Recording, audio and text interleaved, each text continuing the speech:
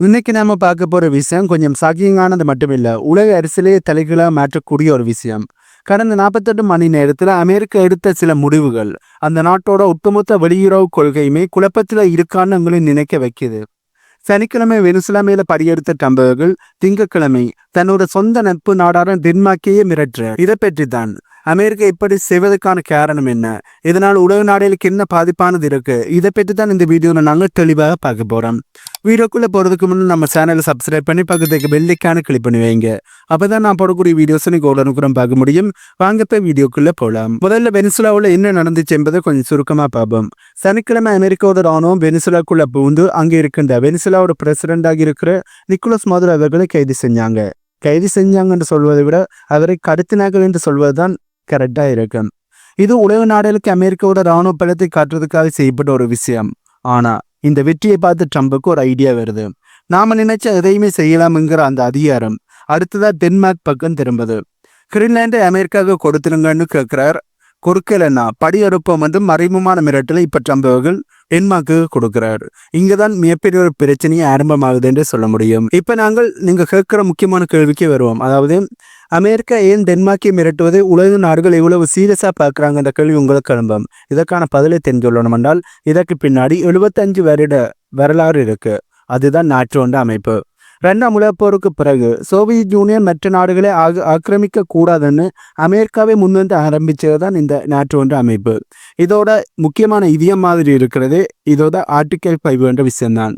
இதோட அர்த்தம் என்னண்டா, எங்க கூட்டணியில இருக்கிற ஒரு சின்ன நாட்டை யாராவது கை வச்சா கூட அது அமெரிக்காவே தாக்குறதுக்கு சமம்.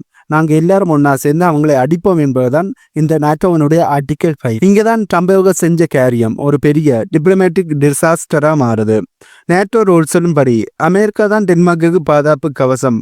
ஆனா இப்போ அதே அமெரிக்கா ஒரு ஈட்டி மாதிரி டென்மார்க்கை குத்த வருது. கிரீன்லாந்து எனக்கு கொடு, இல்லைன்னா நான் படியெடுப்பேன் அப்படிங்கிற அமெரிக்கா சொல்றது நாட்டோவோட அடிப்படையே தகுக்கிற மாதிரி இருக்கு. அதாவது நாட்டோவோட அடிப்படை கொள்கையே முழுசா உடைக்கிற மாதிரி இருக்கு. கொஞ்சம் யோசிச்சு பாருங்க. எஸ்தோனியா, லாத்வியா மாதிரியான சின்ன சின்ன நாடுகள் எல்லாமே எதுக்காக அமெரிக்கா கூட இருக்காங்க? நமக்கு ஏதாவது ஒன்றுன்னா அமெரிக்கா வருவாங்கன்ற நம்பிக்கையில தான் அவங்க இருக்காங்க. இப்போ டென்மார்க்குக்கு இந்த நிலைமை வந்தப்போ அந்த சின்ன நாடுகள் என்ன நினைக்கும்? நாளைக்கு அமெரிக்காவுக்கு நம்ம நிலம் தேவைப்பட்டா அவங்க கிட்ட இருந்து நம்மளை பாதுகாக்கிறதுக்கு யார் இருக்கிறார்கள் என்ற கேள்வி அவங்களுக்கு தோணும். இதுதான் இப்போ உலக நாடுகள் முன்னாடி இருக்கிற மிகப்பெரிய ஒரு கேள்வியா மாறி இருக்கு. ஏன்னா இவ்வளவு நாளுமே அமெரிக்கா தான் மிகப்பெரிய ஒரு சூப்பர் பவராக இருந்து நாட்டோட மெம்பராகி இருக்கிற நாடுகளை பாதுகாக்கிறோம் என்று சொன்னார்கள். இப்ப நாட்டோட மெம்பராகி இருக்கிற ஒரு நாட்டின் மீது ரஷ்யா தாக்குதலை நடத்தினாலும் சரி, எதிரி நாடுகள் தாக்குதலை நடத்தினாலும் சரி, அந்த நாட்டுக்கு ஆதரவாக அமெரிக்கா முன் வந்தால் தான் மற்ற நாடுகள் நாட்டோவில் இருக்கிற மீதி 31 நாடுகள் முன் வந்து அந்த நாட்டுக்கு பாதுகாப்பை கொடுப்பார்கள். இப்ப அமெரிக்காவை விராட்டி மற்ற நாடுகள் முன் வர்றதுக்கு யோசிப்பார்கள். இதனால நாட்டோ என்ற அமைப்பானது உடக்கூடிய வாய்ப்புகள் தான் ரொம்பவே அதிகமாக மாறி இருக்கு.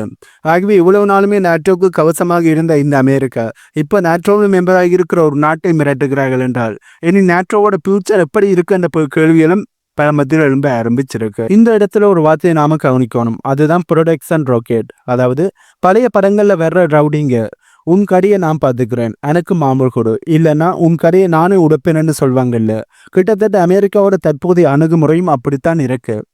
நீ எனக்கு கீழ்ப்படிந்து நடக்கணும், நான் கேட்கறதை கொடுக்கணும், இல்லையா நானே உன்னை அடிப்பேன் என்ற ஒரு மெசேஜை இப்ப ட்ரம்ப் அவர்கள் சொல்ல வர்றாரு. டென்மார்க் ஒன்றும் சாதாரணமான நாடு இல்லை. அவங்க அமெரிக்காவோட எல்லா பொருட்கள்லையும் அமெரிக்காவுக்கு சப்போர்ட் பண்ணாங்க. ஆனா அவங்களோட சொந்த நிலமான கிரீன்லாண்டோ விஷயத்துல அவங்க ரொம்ப தெளிவாக இருக்காங்கன்னு சொல்லணும்.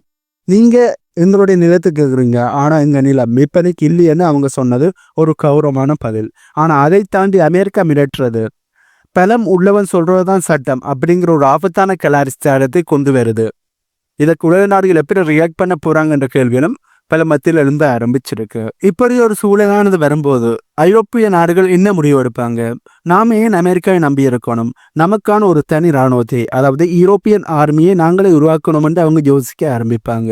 இது நடந்துச்சுன்னா உலகத்துல அமெரிக்காவோட ஆதிக்கம், அதாவது சூப்பர் பவர் என்ற ஸ்டேட்டஸ்டானது மெல்ல மெல்ல குறைய ஆரம்பிச்சிடும். ஒரு கூட்டணியை உருவாக்குறதுக்கு பல வருஷங்கள் உழைக்கணும். ஆனா அதே கூட்டணியை உடைக்கிறதுக்கு ஒரு சின்ன ஒரு மிரட்டலே போதும். அமெரிக்கா இப்போ அந்த தப்பித்தான் பண்ணிக்கிட்டு இருக்கு. சரி, அமெரிக்கா மிரட்டல் விட்டுட்டாங்க. அடுத்து என்ன நடந்தது?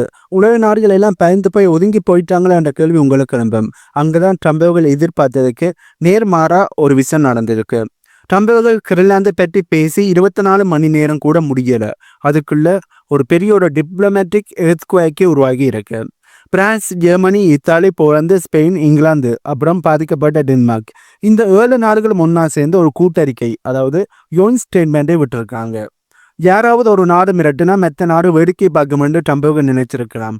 ஆனா இங்க ஐரோப்பாவை ஒன்று திரண்டு நிக்குது. அவங்க அந்த அறிக்கையில என்ன சொல்லியிருக்காங்கன்னா, ரொம்ப நாகரிகமா, அதே சமயம் செருப்பால அடிச்ச மாதிரி பதில சொல்லியிருக்காங்க. உலகத்தில் ஒரு நாடு இன்னொரு நாட்டோட எல்லையை மதிக்கணும். இறையாண்மை அப்படிங்கிறது விளையாட்டு விஷயம் இல்லை என்பதை அழுத்தமாக அவங்க சொல்லியிருக்காங்க. யோசிச்சு பாருங்க, உலகத்துக்கு டெமோக்ரஸியை கற்றுக் கொடுக்கறதா சொல்லுகிற அமெரிக்காவுக்கு மற்ற நாடுகள் இன்னைக்கு டெமோக்ரஸின்னா என்ன, எல்லை பாதுகாப்புன்னா என்னன்னு கிளாஸ் எடுக்கிற நிலைமைக்கு வந்துட்டாங்க. இது அமெரிக்காவோட கௌரவத்துக்கு விழுந்த மிகப்பெரிய அடியாகத்தான் பார்க்கப்படுது. டென்மார்க்கோட பிரைம் மினிஸ்டர் இப்போ இந்த விஷயத்துல ஒரு ரொம்ப போல்டான ஒரு ஸ்டேட்மெண்ட்டை கொடுத்துருக்காங்க. கிரின்லாந்து ஒன்றும் விற்பனைக்கு இல்லை என்பதை தெளிவாக சொல்லியிருக்காங்க. ஆனால் அமெரிக்கா தரப்புல இருந்து இது ஒரு அபத்தமான பேச்சு. இதை கேட்ட உடனே ட்ரம்ப் கோவப்பட்டு அவரோட டென்மார்க்குக்கான பயணத்தையே ரத்து செஞ்சிருக்கார். ஒரு நட்பு நாடு தன்னுடைய நிலத்தை விற்க மாட்டேன்னு சொன்னதுக்காக அந்த நாட்டுக்கு போக மாட்டேன்னு சொல்றது எவ்வளவு பெரிய முதிர்ச்சி இல்லாத தனம்னு உலகமே இன்னைக்கு பேச ஆரம்பிச்சிருக்கு. அமெரிக்காவை பார்த்து சிரிக்க ஆரம்பிச்சிருக்கிறார்கள். சரி, இப்படியான பிரச்சனைகள் வரும். நட்பு நாளையே பாய்க்க வேண்டி இருக்கு வந்து தெரிஞ்சுமே ஏன் ட்ரம்ப் பிடிவாதமா இந்த கிரீன்லாண்டை கேட்கிறார் என்ற கேள்வி உங்களுக்கு எழும்பும். இதற்கு முக்கியமான காரணம் ஆர்டிக் பகுதி. அங்க இருக்கின்ற இயற்கை வளங்கள், கனிமங்கள், அப்புறம் சீனாவோட ஆதிக்கம் அங்க வந்துடும் என்ற பயம். இதுதான் இவர் இப்படி கேட்பதற்கான காரணம். ஆனா அந்த பயம், சீனா அங்கு ஆதிக்கத்தை செலுத்தி வருவார்கள் என்ற பயத்தை போக்கணும்னா நட்பு நாடுகளோடு சேர்ந்து வேலை செய்யணுமே ஒழிய அந்த நிலத்தையே புடுங்குறது சரியா இருக்குமா?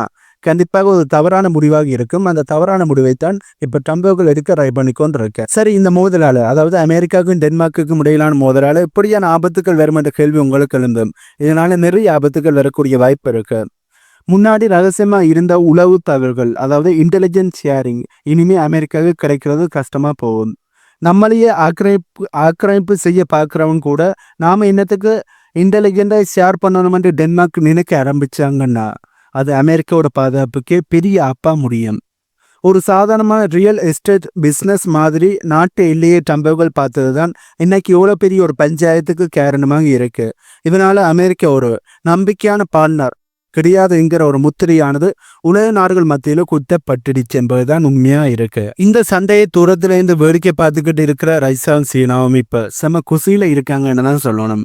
ஏனெண்டா அமெரிக்கா ஒரு அதிகார வர்க்க நாடுன்னு ரஷ்யா சீனாவும் ஏற்கனவே சொல்லிக்கொண்டு இருந்ததை ட்ரம்ப் அவர்கள் இப்ப உண்மையாகிட்டார். அதாவது ரஷ்யா சீனாவும் இப்படி ஒரு குற்றச்சாட்டு முன்வைக்கும் போது ட்ரம்ப் அவர்களோட தற்போதைய நடவடிக்கைகள் இவர்கள் முன்வைச்ச குற்றச்சாட்டுகள் 100% உண்மை என்று அவரே வெளிப்படையாக காட்டுற மாதிரி போயிடுச்சு. பாத்தீங்களா, அமெரிக்காவே அவங்களுடைய நண்பனையே மதிக்க மாட்டான், உங்களை எப்படி மதிப்பானன்னு சொல்லி ஆசியா மற்றும் ஐரோப்பிய நாடுகளை தன் பக்கம் இழுக்கிறதுக்கான நடவடிக்கையில ரஷ்யா சீனாவும் இப்ப பிளான் பண்ணி கொண்டு இருக்காங்க. அதுக்கான நடவடிக்கையில் ஈடுபட்டு கொண்டு இருக்கிறார்கள். இதனால அமெரிக்காவுக்கு உலக அளவில் இருக்கிற செல்வாக்கு குறைய போகுது என்பதுதான் உண்மை. சரி, இப்ப நாங்க இந்த வீடியோவோட கடைசி பகுதிக்கு வந்துட்டோம். எவ்வளவு நேரம் நாம பார்த்த விஷயங்களை சுருக்கி பார்த்த ஒரு விஷயம் தெளிவா புரியுது. அமெரிக்கா இப்போ ஒரு ஐடென்டி கிரைசிஸ்ல இருக்காங்க. நம்ம ஊர்ல ஒரு பழமொழி சொல்வாங்க, கூடி வாழ்ந்தா கோடி நன்மைன்னு. அமெரிக்காவோட பலமே அவங்க கூட இருக்கிற அந்த 30க்கும் மேற்பட்ட நேட்டோ நாடுகள் தான். அமெரிக்காவோட இராணுவ தளங்கள் உலகத்தோட எல்லா மூலையிலும் இருக்க முடியுதுன்னு அதுக்கு அந்த நட்பு நாடுகள் கொடுத்த இடம்தான் காரணம். இப்போ அந்த நாடுகளையே மிரட்டுறது மூலமா அமெரிக்கா தன்னோட சொந்த காலை தானே கோடாரியால வெட்டுறதுக்கு அது சமமா இருக்கு. ஏனென்றா ஐரோப்பிய நாடுகள் இப்போ ஒரு முடிவுக்கு வந்துட்டாங்க. அமெரிக்காவை இனி முழுசா நம்ப முடியாது என்பது அவர்களுக்கு தெரிஞ்சிடுது.